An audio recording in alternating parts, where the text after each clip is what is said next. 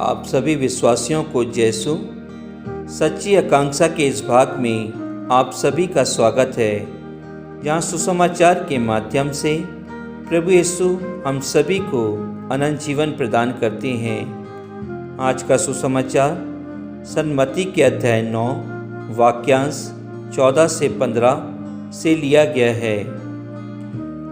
क्रिस्त में प्यारे विश्वासियों, आज के सुसमाचार में हम देखते हैं कि सेंट यूहन्ना के शिष्य प्रभु यीशु क्रिस्त के पास आते हैं और उनसे कहते हैं, हम और फरीसी उपवास किया करते हैं, आपके शिष्य ऐसा क्यों नहीं करते? प्रभु यीशु उन्हें एक दृष्टांत से समझाते हैं और कहते हैं, जब तक दूल्हा साथ है क्या बाराती शोक मना सकते हैं? किंतु वे दिन आएंगे जब दूल्हा उनसे बिछुड़ जाएगा और उन दिनों वे उपवास करेंगे। क्रिस्त में प्यारे विश्वासियों, यदि हम आज के सुसमाचार की इन पंक्तियों पर मनन चिंतन करें तो हमें यह मालूम होता है कि प्रभु यीशु क्रिस्त अपने दुख भोग की भविष्यवाणी करते हैं। उनके दुख भोग में क्या होने वाला है उनके साथ, वह बताना चाहते हैं।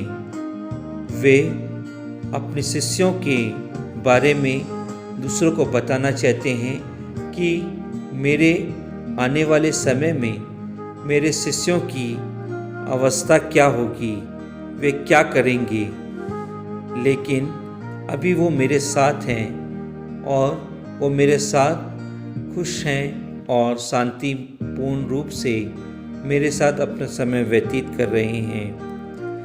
आज के सुसमाचार में प्रभु यीशु अपने आप को दूल्हा कहते हैं।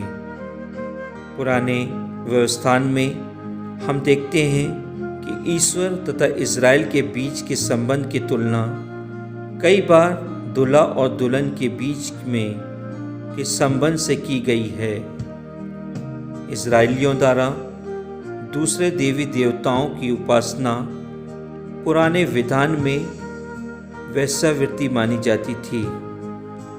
क्रिस्त में प्यारे भाई और बहनों, यह उस समय भी थी और आज भी हम जो अपने आप को विश्वासी बताते हैं, समझते हैं, शायद हम भी अपने प्रभु ईश्वर को दूसरे देवी देवताओं के सामने छोटा बनाते हैं। यह जरूरी नहीं है कि हम अपने ईश्वर को मानते हुए दूसरे देवी देवताओं को भी पूजते हैं। दूसरे देवी देवताओं से तात्पर्य यह है कि हम दूसरे धर्मों के भगवान की उपासना करना, हम सांसारिक चीज़ों की उपासना करना, हम जमीन जायदाद को ईश्वर के सामने ऊंचा बनाना, हम पैसों को ईश्वर से महान बनाते हैं। इसलिए प्रभु यीशु क्रिस्त हम सभी से यह बताना चाहते हैं कि दूल्हा वह है जिसका हाल ही में विवाह हुआ है। विवाह के बाद दूल्हा और दुल्हन एक दूसरे के साथ बहुत समय बिताना चाहते हैं।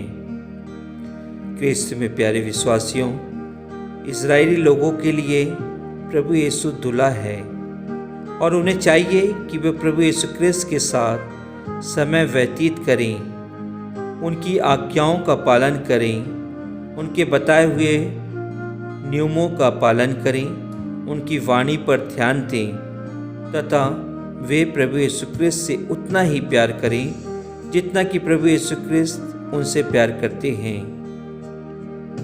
उपवास का समय लौकिक आहार को छोड़कर आध्यात्मिक आहार ग्रहण करने का समय है।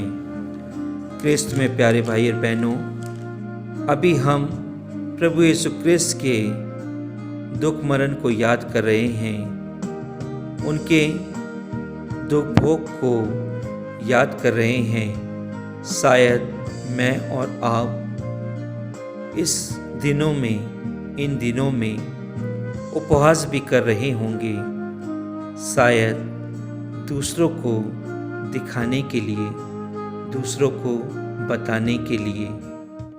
लेकिन हमारे प्रभु यीशु क्रिस्त कहते हैं, यदि तुम मेरे लिए उपहास करना चाहते हैं, यदि तुम मेरे लिए अपने आहार को छोड़ना चाहते हैं, तो तुम्हें मेरी सेवा करना चाहिए। तुम्हें उन आहार को मेरे नाम से दूसरों को खिलाना चाहिए, तभी तुम्हारा उपहास सार्थक हो सकता है। क्रिस्त में प्यारे भाई और बहनों, हम सभी जो इस दुख भोग में अपने अपने दुखों को लेकर, अपनी अपनी तकलीफ़ों को लेकर, अपनी अपनी बीमारियों को लेकर प्रभु यीशु क्रिस्त के पास आते हैं, हम सभी को प्रभु यीशु क्रिस्त के निकट रहना है। जिस प्रकार माता मरियम उनके निकट थी, हम भी उनके दुख में शामिल हों और अपने दुखों के क्रूस को प्रभु यीशु क्रिस्त के साथ ढो सकें, ताकि एक दिन हम प्रभु यीशु क्रिस्त के साथ स्वर्ग राज्य में प्रवेश कर पाएं। आमीन।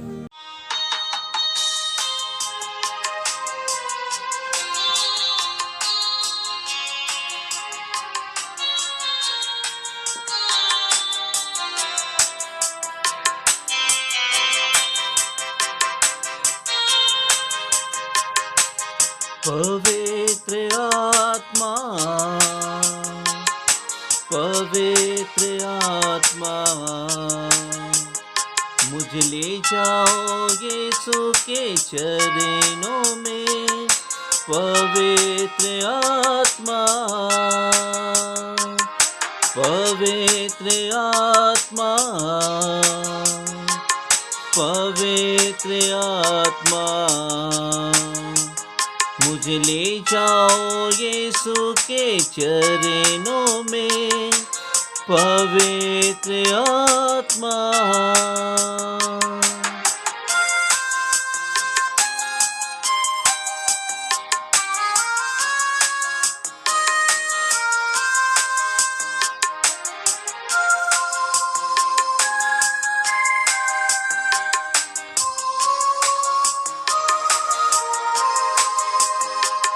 सिर्फ तेरे लिए यीशु, तेरे लिए, सिर्फ तेरे लिए यीशु, तेरे लिए, सिर्फ तेरे लिए यीशु, तेरे लिए मैं हाथ उठाता हूँ।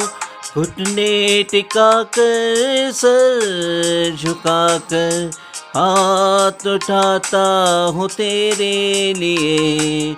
घुटने टिका कर, सर झुका कर हाथ उठाता हूँ तेरे लिए।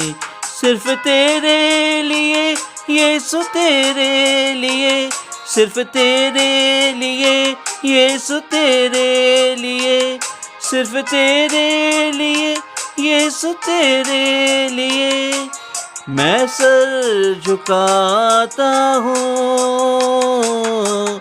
पवित्र आत्मा, पवित्र आत्मा,